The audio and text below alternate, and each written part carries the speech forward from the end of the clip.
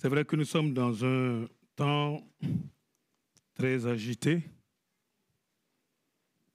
un temps où on se pose 1001 questions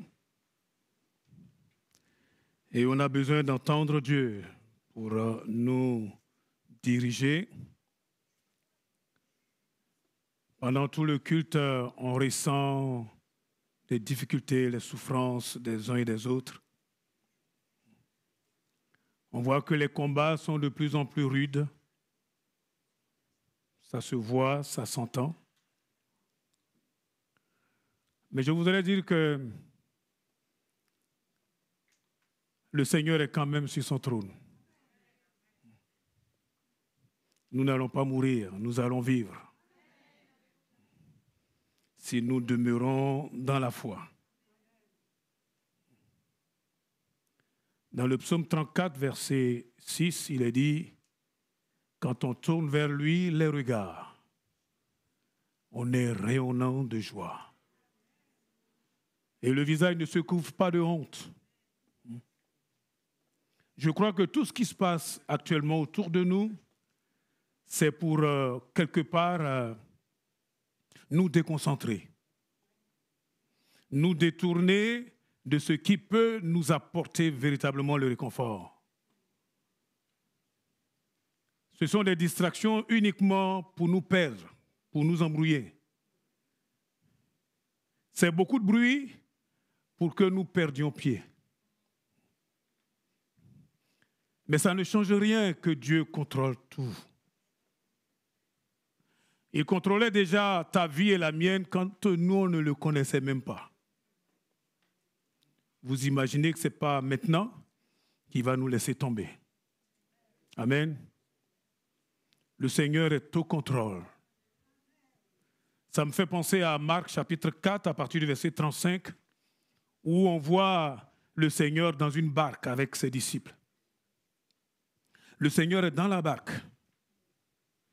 Le Seigneur Jésus est lui-même présent. Ce n'est pas quelqu'un qui l'a remplacé. Il était là avec les disciples, en train de traverser le lac de Galilée.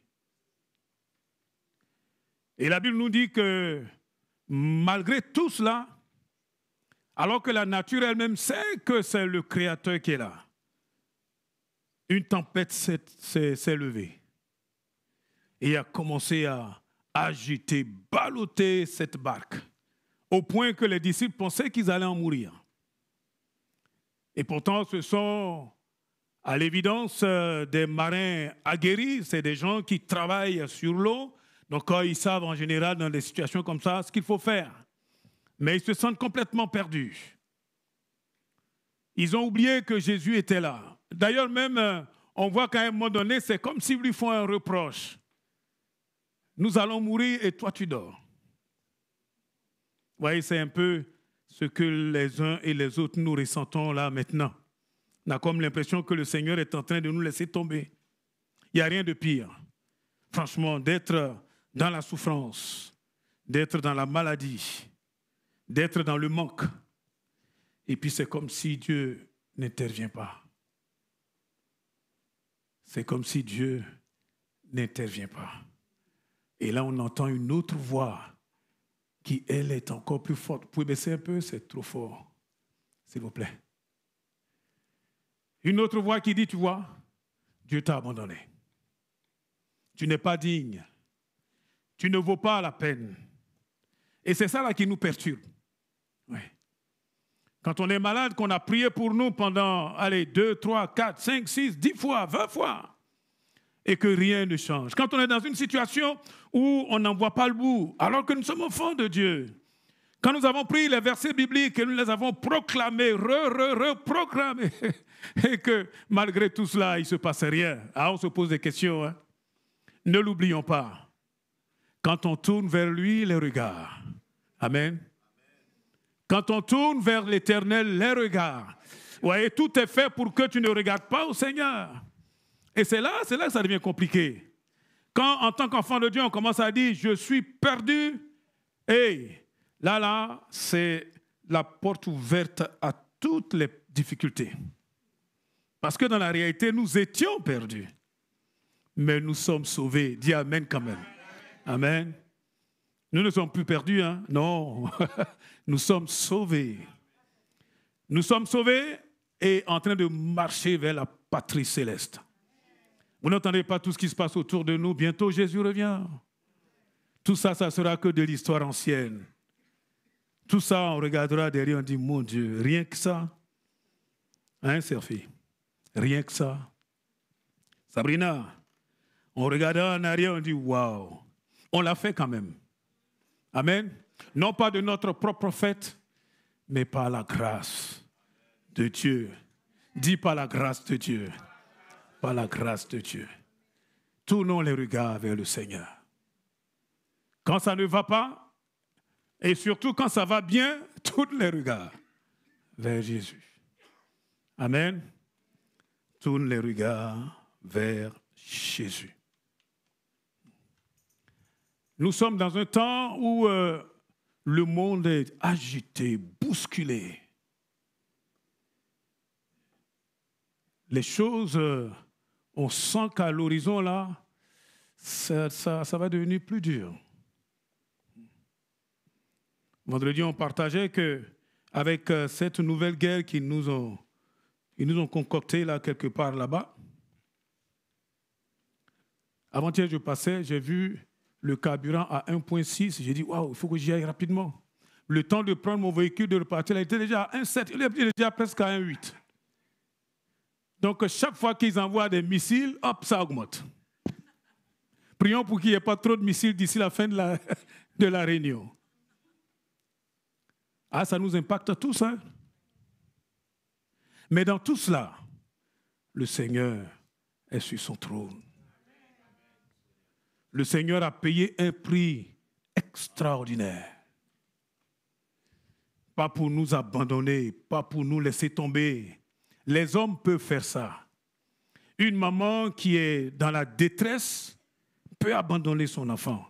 C'est dur pour elle, hein, mais elle peut. Parfois, on ramasse comme ça un enfant, un bébé, au coin de la rue.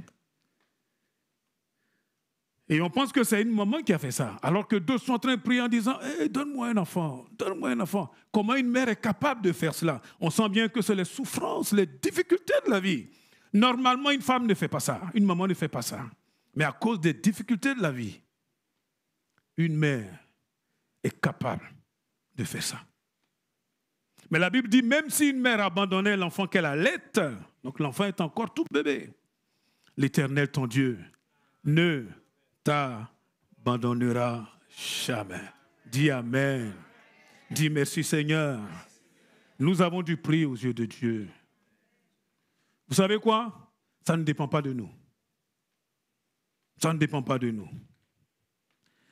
Ne dis jamais, Dieu m'a laissé tomber. C'est pas vrai. Ça, là, c'est quand tu commences à regarder aux circonstances. Il y a des moments où j'étais malade. On dit malade comme un chien. Ben, je n'ai jamais vu un chien malade. Hein?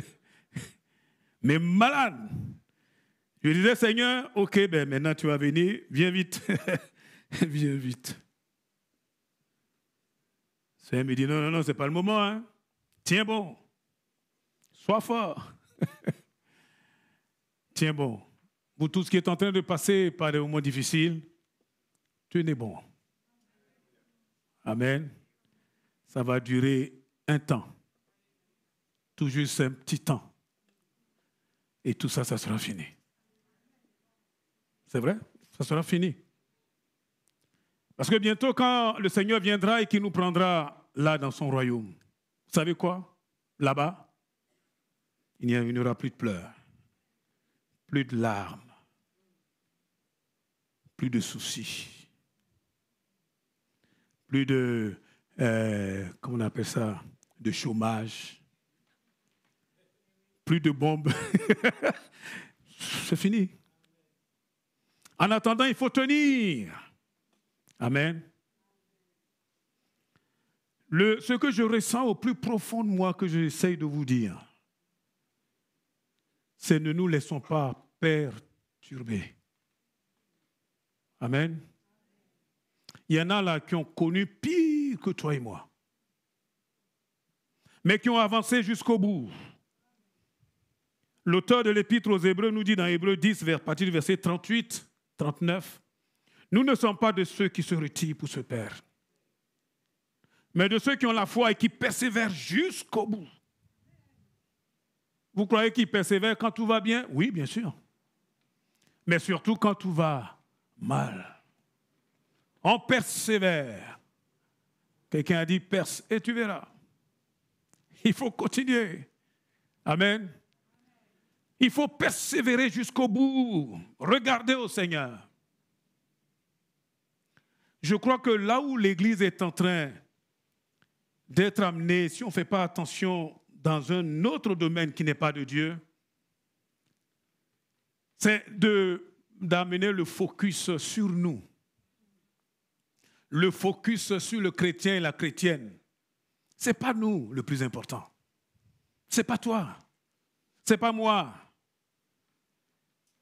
Le focus, le plus important, c'est le mettre sur Jésus.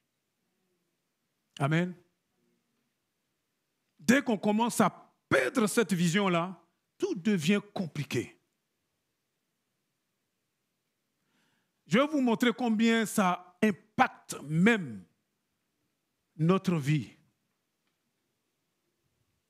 Et tu as quelque chose à me dire? Ça va? Ok. Tu peux m'arrêter quand tu veux. Tu sais, là où je suis là, je suis mort au moins 10 fois, donc tout va bien? Gloire à Dieu. Même s'il y a des bons, mon frère. Et donc, j'étais en train de dire que nous, je vois l'Église qui est en train de se perdre dans des choses où Dieu ne nous a pas amenés. Je ne vois pas seulement par rapport à nous ici à Essentiel, hein, mais quand je regarde l'Église avec un grand E, je crains. Je crains malheureusement que ce soit ça. Je crois que c'est dans Matthieu, dernier chapitre. Écoutez seulement. Et puis à la fin, dites-moi ce que Dieu, lui, vous a dit. Et il vous parle à vous comme à moi. Même pendant que je suis ici, là, il me parle aussi.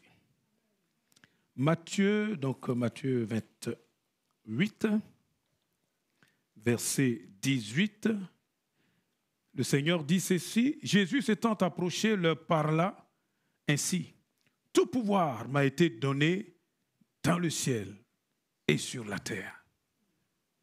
Wow. Ce sont les paroles de Jésus, hein? Mais d'accord, ce n'est pas une interprétation, il a tout pouvoir.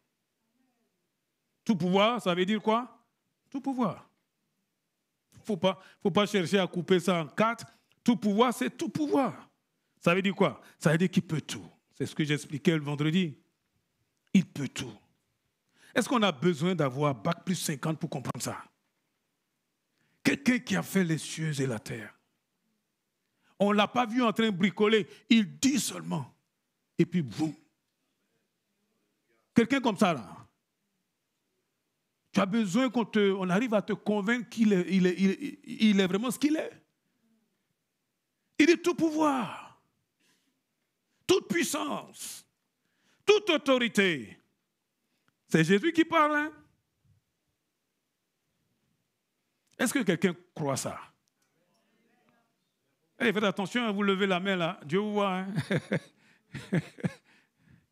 Il y a une maman qui disait comme ça à son fils qui l'embêtait là. Elle dit, toi là, tu me fatigues, Dieu te voit. Hein? Puis l'enfant dit, mais hey, maman, Dieu te voit aussi.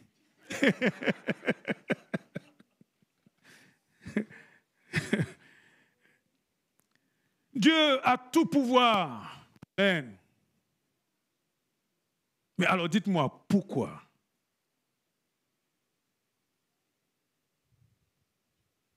Pourquoi? Il y en a là qui sont là qui disent, pasteur, vas-y. Parce que ce sont des questions qu'on se pose. Pourquoi? Pourquoi est-ce que je prie? Je viens avec des versets bibliques. Je les balance là, j'y crois. Il ne se passe rien. Il y a eu des moments même, vraiment, je pense que j'avais la foi. Je le crois. Et la personne avec qui je priais, j'ai vu qu'elle avait la foi. Mais, voyez-vous, il ne s'est rien passé. Ce que j'attendais. Ça va? Je ne vous ai pas encore... Bon. Vous savez, j'ai tellement de trucs qui tournent dans mon petit cerveau là et dans mon cœur. Donc, voilà, parfois, je vous embrouille un peu. Vous arrivez à suivre? Hazard, ça va? OK. Sinon, on va demander encore un autre petit frère. Hein? Ah, je n'ai pas vu Fabien en train de sourire, mais bon. Ah, quand Hazard commence à prier, ça fait peur. Allez, hop. Donc, pourquoi? Je me suis posé la question de Seigneur, apprends-nous à prier. Apprends-moi à prier. Apprends-moi à prier. Vous avez remarqué comment nous prions? Je cherche ce verset-là, Luc. Chapitre 10, verset 19. Hein? C'est pas loin. Voici, je vous ai donné le pouvoir. Non, c'est celui qui a toute autorité. Hein. Je vous ai donné le pouvoir de marcher sur les serpents et les scorpions et sur toute la puissance de l'ennemi, et rien ne pourra vous nuire. Verset 20. Cependant, ne vous réjouissez pas de ce que les esprits vous sont soumis, mais réjouissez-vous de ce que vos noms sont écrits dans les cieux. Mais il nous a quand même donné le pouvoir. Hein? Oui ou non?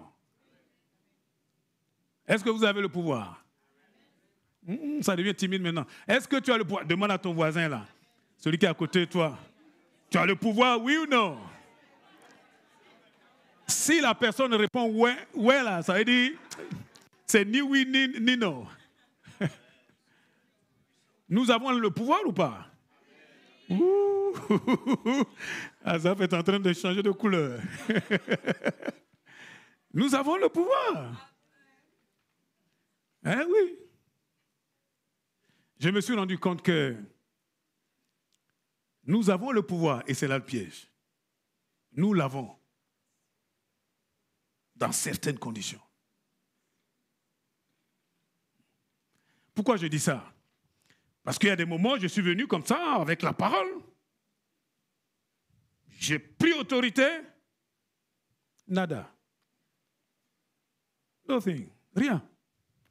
Chez moi, on dit l'ikefi. C'est rien passé. Ça veut dire que cette parole-là, elle est puissante, elle est vivante dans un certain contexte. Amen. Tiens bon, mon frère.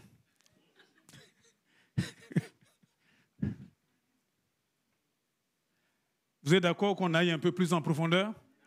Parce que je crois toute la parole de Dieu. Hein?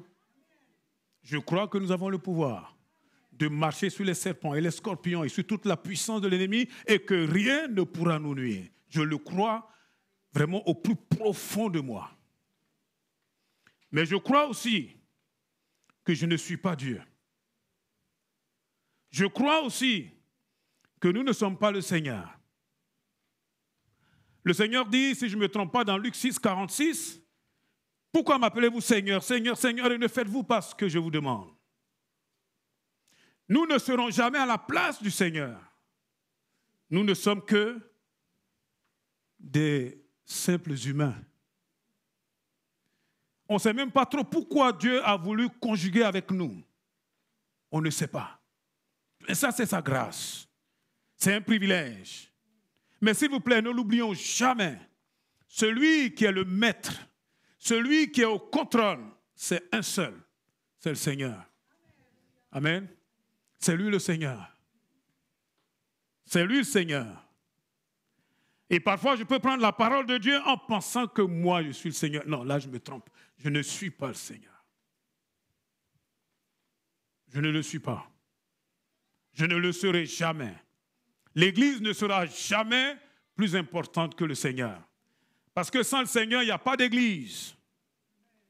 Amen. Il faut que l'Église apprenne à revenir à sa place. Et c'est là que nous verrons Dieu.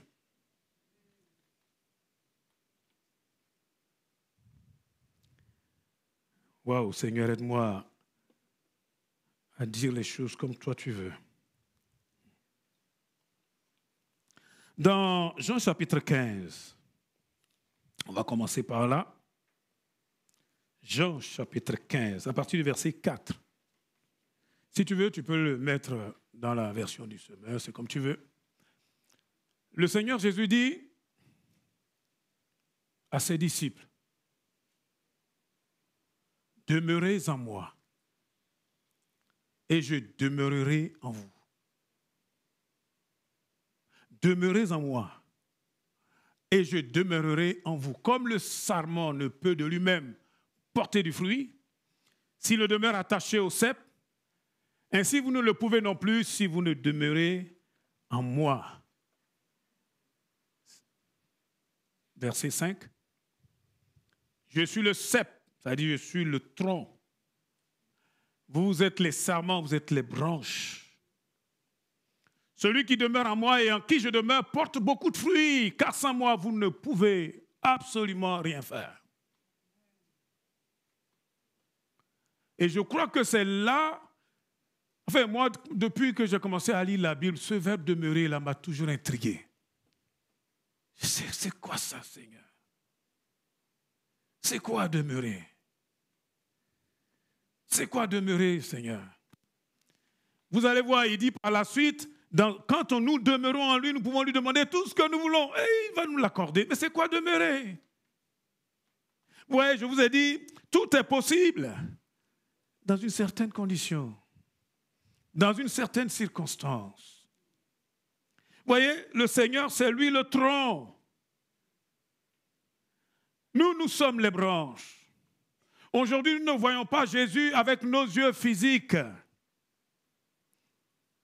Le seul qui nous permet de demeurer connectés à Jésus, il s'appelle le Saint-Esprit. C'est le Saint-Esprit aujourd'hui qui nous permet d'être connectés à Jésus et d'être connectés à Dieu le Père. C'est lui qui agit actuellement dans nos vies. Rester demeuré attaché à lui, ça veut dire quoi? Mais ça veut dire toujours avoir cette communion intime avec l'Esprit de Dieu. Or, le problème avec le Saint-Esprit, c'est que ce n'est pas une force. Ce n'est pas quelque chose que je peux utiliser pour arriver à mes fins. Je ne peux pas forcer. Je ne peux pas profiter de lui. Vous voyez? Je ne peux pas le manipuler. Le Saint-Esprit, c'est Dieu. Vous voyez? Le Saint-Esprit est Dieu. Le Saint-Esprit est une personne à part entière. Il a une volonté propre. Il a des sentiments. Il peut être joyeux comme il peut être attristé. Vous voyez? Ma vie peut lui plaire comme ma vie peut l'attrister. Donc le plus important là, pour pouvoir entrer dans les choses où nous allons voir Dieu se tenir debout, bien-aimé, au lieu d'être là en train simplement de regarder les versets, regarde d'abord ta communion avec Dieu. Cette semaine-là, où nous étions en train de prier pour être plus en communion avec le Seigneur, croyez-moi, je suis persuadé que c'était la pleine volonté du Seigneur. Parce que le peuple de Dieu s'égare à vouloir tellement faire beaucoup de choses par ses propres forces. Et ce n'est pas là-bas que Dieu nous attend. Demeurer en lui, c'est donc accepter de comprendre et de croire que sans lui, là, toi et moi, nous ne pouvons rien faire. Mais avec lui, nous pouvons tout. Et c'est ça le secret. Regardez, 2 ou 3 personnes vont venir dire la même chose. Mais on n'a pas les mêmes résultats. Ça dépend de quoi? Ça dépend de la relation de chaque personne avec le Saint-Esprit. voyez, quand on parle du baptême de le Saint-Esprit, il y en a qui pensent que c'est une option. Oh, ça, c'est pas trop. Et c'est pour ça que nos vies sont fades. Le Saint-Esprit, ce n'est pas seulement pour être là en train de parler en quelques langues. À Dieu ne plaît si on parle en langue. C'est bien. Celui qui parle en langue s'édifie lui-même. Il se charge comme on chargerait une batterie. Gloire à Dieu. Mais ce n'est pas seulement ça. Hein? Le Saint-Esprit est Dieu. Ça veut dire que quand je m'approche de lui, je dois accepter de renoncer à un quelconque mérite. Dieu ne donnera jamais sa gloire à quelqu'un. Fut-il le plus grand gourou qui s'est bien gouré? Je dois accepter de renoncer à moi-même. Et c'est ça, je crois, déjà le problème. Refuser de croire que je puis quelque chose par mes propres forces. Paul dit, notre capacité ne vient pas de nous, notre capacité vient de Dieu qui a fait les cieux et la terre. Notre capacité vient de Dieu. Notre capacité vient de Dieu, par le Saint-Esprit. Allez, la bonne nouvelle, comme nous l'avons lu dans Jean chapitre 15, Dieu veut que nous portions beaucoup de fruits pour que lui soit glorifié. Mais nous n'allons pas porter des fruits en nous comportant comme si nous étions Dieu. Jamais. Nous devons accepter de perdre la face. Accepter que ce soit lui qui soit le Seigneur. Aujourd'hui, je vois de plus en plus, bon, pas ici, hein, dans chaque service, on veut prouver qu'effectivement, c'est nous. Mais non. Si Dieu n'est pas là, tout ça ne sert à rien. À rien. Même si je suis en train de chanter, c'est ma communion là, avec Dieu là, une communion réelle, qui va faire tout le reste. Tout le reste. Regardez tout ce que je suis en train là, de vous raconter là, excusez-moi. Quand vous allez sortir là, vous avez tout oublié. C'est vrai. Ça m'aura servi à quoi? À rien. Vous comprenez? Ce qui est important, c'est ce que l'Esprit fait dans chacune de nos vies. Et si moi je viens là, que je ne suis pas en accord avec l'Esprit de Dieu, si ce n'est pas lui qui me dit, va dire telle chose, je peux venir raconter tout ce que je veux pour vous faire plaisir. Vous savez, hein, je peux brosser dans le sens du poil. On va crier Alléluia, Amen, mais Dieu n'est pas là. Qu'est-ce que je suis en train de dire? Nous ne pouvons pas manipuler le Saint-Esprit. Nous ne pouvons pas manipuler Dieu. Il a sa volonté propre. C'est lui qui fait ces choses, s'il vous plaît. C'est lui. C'est lui. Tout ce qu'il nous demande, c'est d'être simplement des instruments, des canaux. Inutiles d'ailleurs. Mais vous savez ce que ça veut dire, marcher avec Dieu? Savez-vous ce que c'est qu'être un ami de Dieu? Dieu, ce n'est pas un pote. Non. Non. Je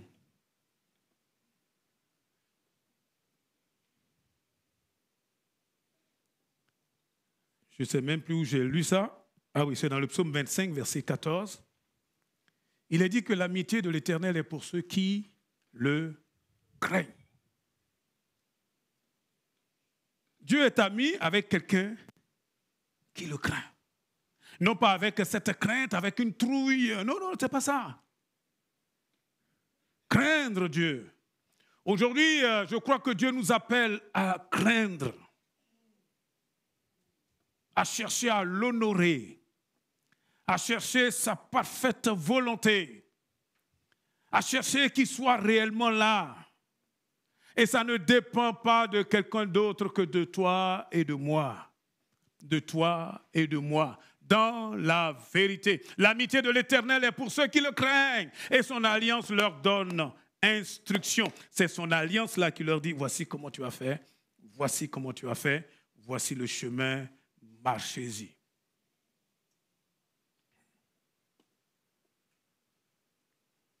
Et quand on marche avec Dieu, on est obligé de veiller sur notre personne,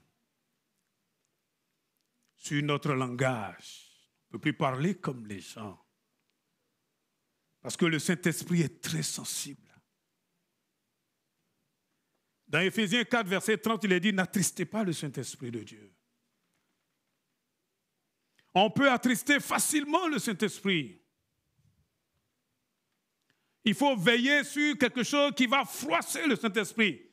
Vous savez, une fois qu'il est attristé, quelqu'un a dit, mais est-ce que le Saint-Esprit s'en va? Non, il est là. Hein? Sauf que la communion, c'est comme si on avait un peu débranché. Il est là, hein? Mais la communion passe mal. Vous voyez, le canal devient de plus en plus brouillé. On n'entend plus sa voix, comme au début. Vous voyez? Et c'est là que tout un ensemble de compromis reviennent. Les choses qui nous semblaient avant, vraiment les choses modernes qu'on ne devait pas toucher, là on commence maintenant à s'intéresser. Ah oui, c'est comme ça. Mais Dieu est toujours là. Hein? C'est pour ça qu'il nous appelle à ranimer la flamme de l'esprit en nous. C'est nous qui devons revenir, bien-aimés. Quand on marche avec Dieu, quand on demeure en lui, on cherche à faire ce qui lui plaît, ce qui ne l'attriste pas. Je crois qu'on est arrivé à un temps où Dieu cherche des amis. Vous savez, je peux être baptisé dans le Saint-Esprit, parler en langue, dans le but d'utiliser Dieu pour arriver à mes fins. Je veux parler, il ne se passera rien. Parce qu'on ne manipule pas Dieu. Mais quelqu'un qui entretient une communion avec Dieu. Et c'est ce que Dieu veut pour nous. Quelqu'un qui est sensible et qui cherche à lui faire plaisir. Dès qu'il va commencer à parler, Dieu sera avec lui.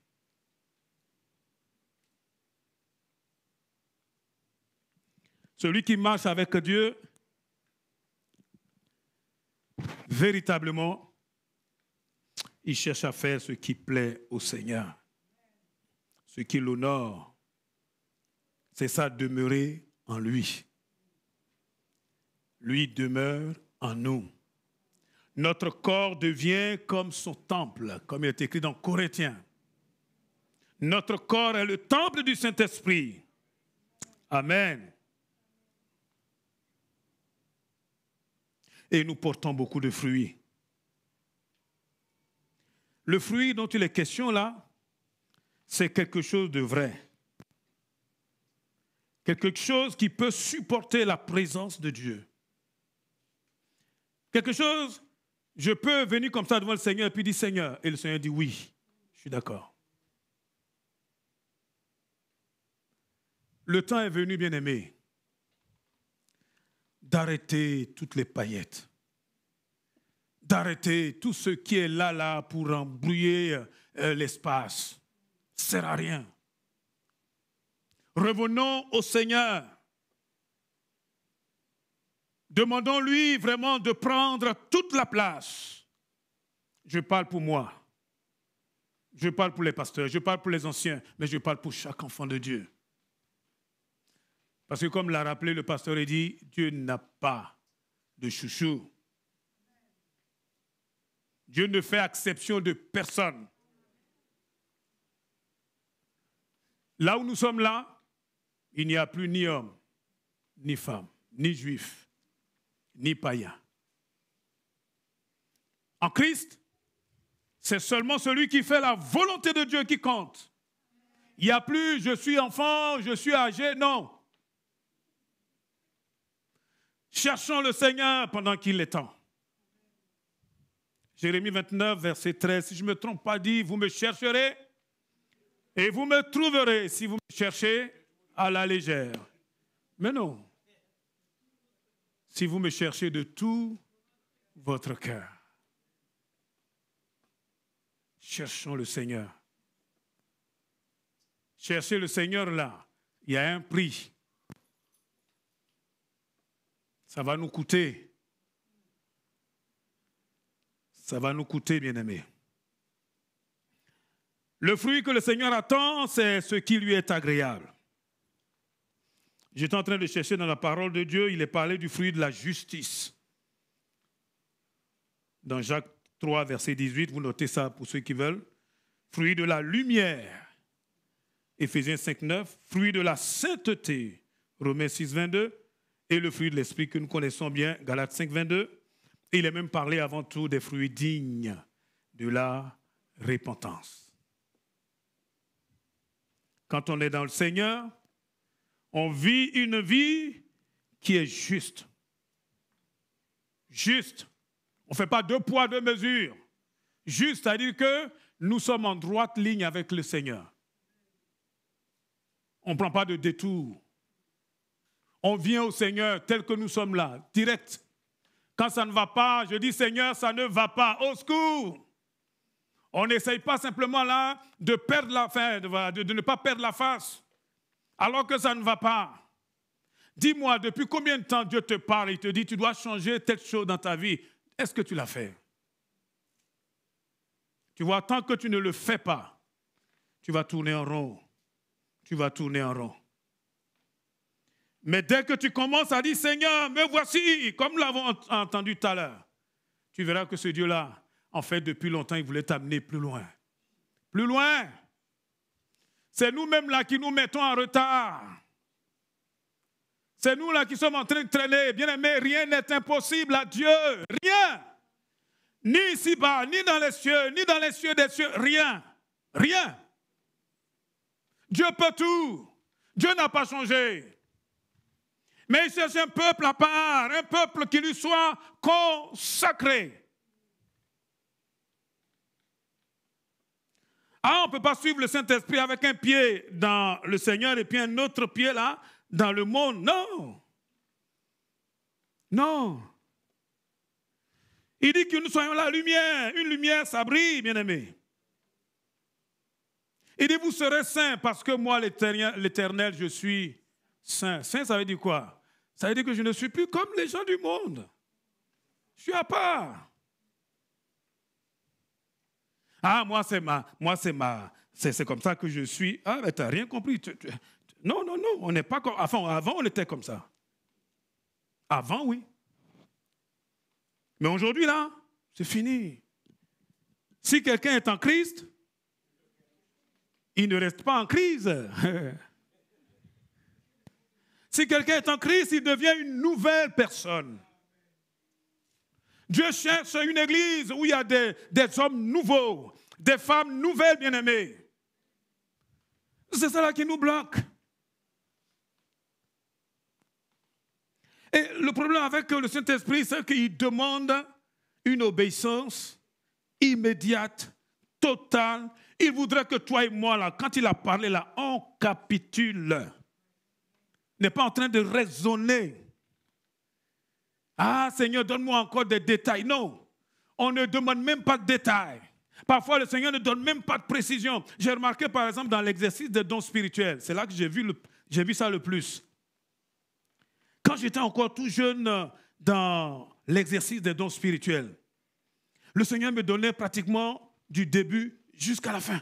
Oh, c'est comme s'il y avait quelqu'un à côté de moi qui disait, vas-y, dis ça. Oh, c'est super.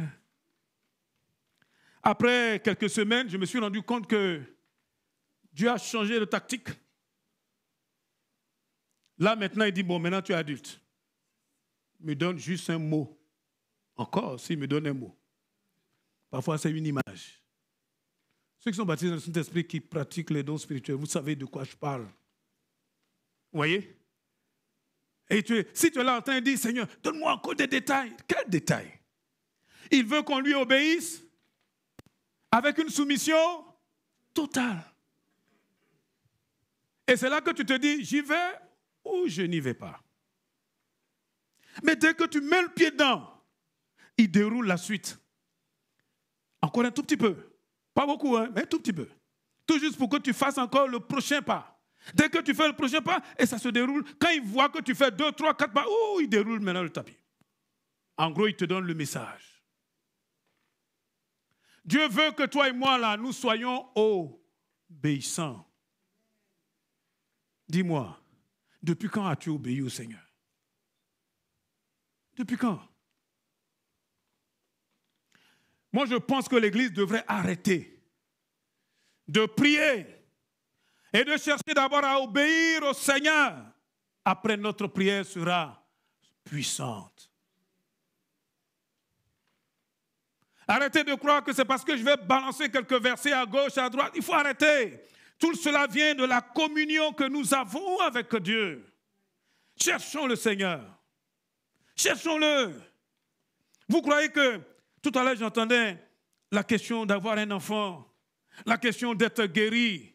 On a vu Dieu faire des choses qui sont impossibles ici-bas. Impossibles. Laissons Dieu faire. Nous, on prie, c'est lui qui fait. Nous, on vient là, on fait ce que Dieu nous demande. S'il nous a demandé d'aller prier pour quelqu'un, on va en prier, c'est Dieu qui fait. Mais il ne faut pas dire, OK, Seigneur, j'ai prié, il faut qu'absolument, Non, laissons-le faire. Vous croyez que Dieu ne voit pas nos frères là qui sont souffrants, nos sœurs qui sont souffrantes? Vous croyez? C'est le moment de faire profil bas, dit Seigneur, prends toute la place, règne, vraiment. Amen. Et j'ai remarqué que plus on obéit, plus on capitule, plus on se rend disponible, et plus il se révèle. Plus il devient ami avec nous. Plus il commence à nous dire les secrets des choses qu'on ne sait pas, bien-aimés.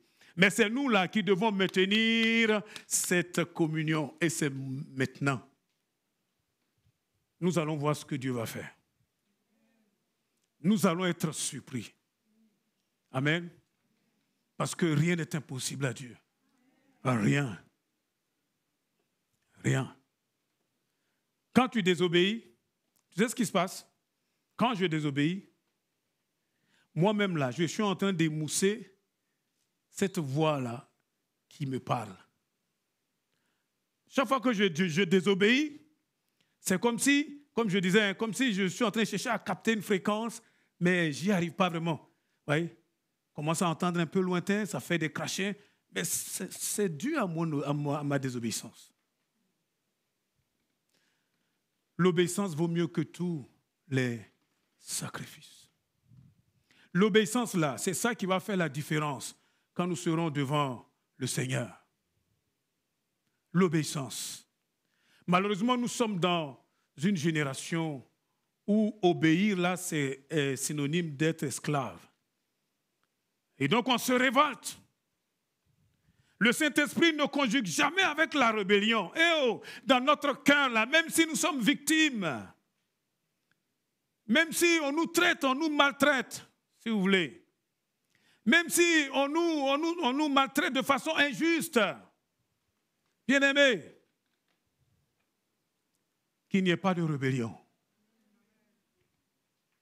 Le Seigneur dit, à moi la vengeance. Dieu est capable de prendre soin de toi. Dieu est capable de prendre soin de toi. Si nous commençons à obéir, là nous allons voir, d'ici la fin de l'année, Dieu aura réglé ce problème-là qui dure depuis tellement d'années. Dieu peut le faire. Quelqu'un peut-il dire amen? Amen. Oui, Dieu peut le faire. Dieu va le faire. Dieu va le faire. Le Saint-Esprit ne partage pas la rébellion.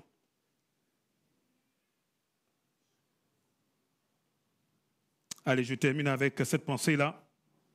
Il y a un prix à payer. Quand on marche avec Dieu, il y a un prix à payer. Nous ne pourrons jamais payer le prix que le Seigneur a payé, bien sûr.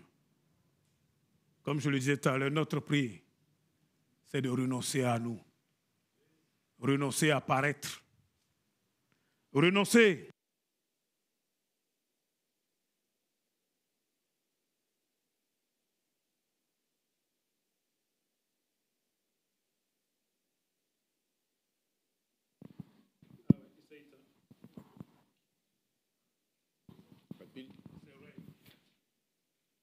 Merci.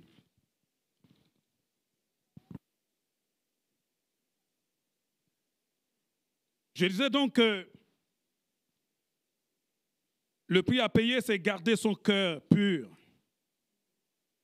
Son cœur, il faut le garder de tout compromis.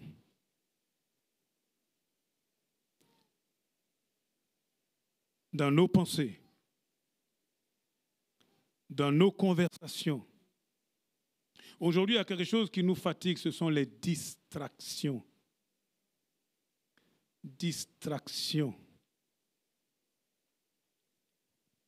On est là et puis il y a des notifications. Pip, pip. Pip, pip. Le monde a réussi à enchaîner même l'Église avec ça.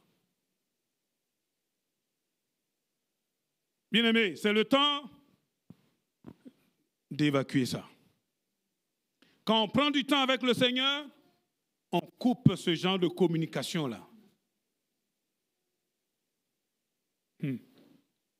Les distractions. Des choses qui sont en contradiction avec la nature même de Dieu. Et toi-même, tu vois comment tu fais, comment tu parles, comment tu agis, et tu vois très bien que le Saint-Esprit n'est pas à l'aise. Tu ne peux pas continuer comme ça. Au lieu d'être en train de chercher des excuses, dis Seigneur, me voici.